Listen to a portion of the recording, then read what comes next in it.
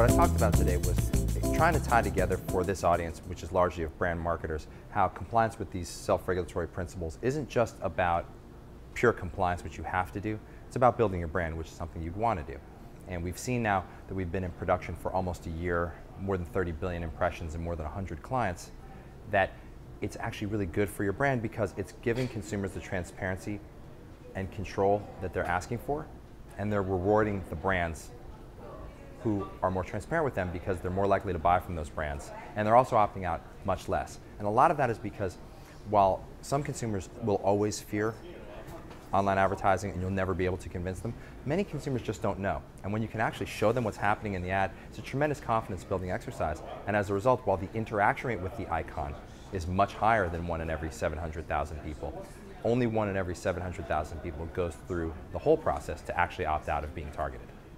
Just showing consumers what's happening is such an empowering experience for the consumer, and it really costs the brand essentially nothing.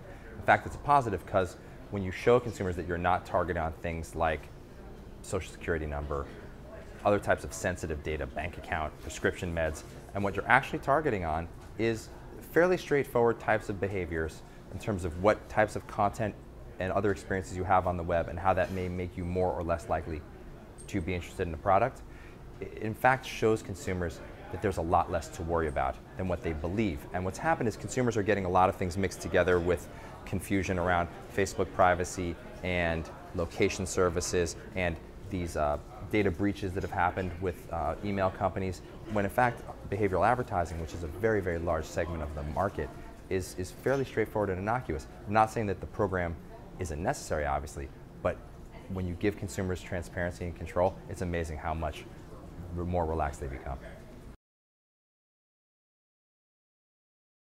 The growth rate of Evidon it's been fast, and now it's just hit an inflection point last month. We're now growing in the high double digits to close to triple digits every month. Last month was our highest month ever, where we actually served 10 billion impressions.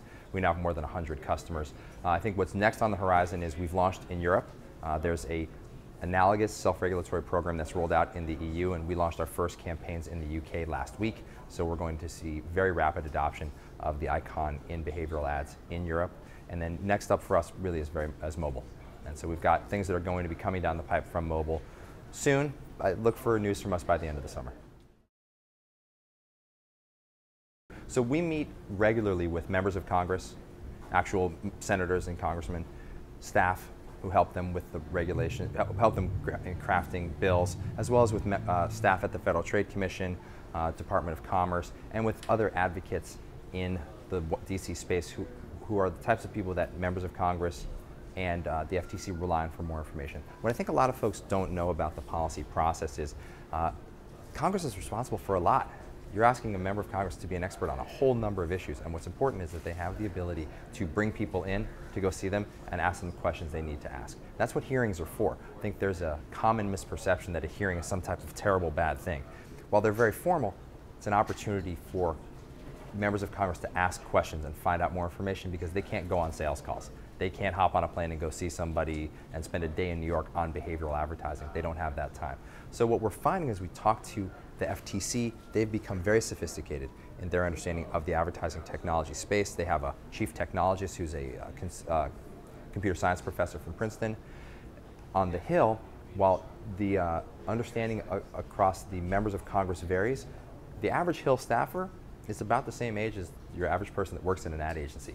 And most Hill staffers are very technically savvy, and so they're very receptive to learning more about these issues, and we've been surprised with how well they understand a lot of it. So there's a number of members of Congress who are involved with this. On the Senate side, Senator Rockefeller, who's the chairman of the Senate Commerce Committee, has introduced the bill.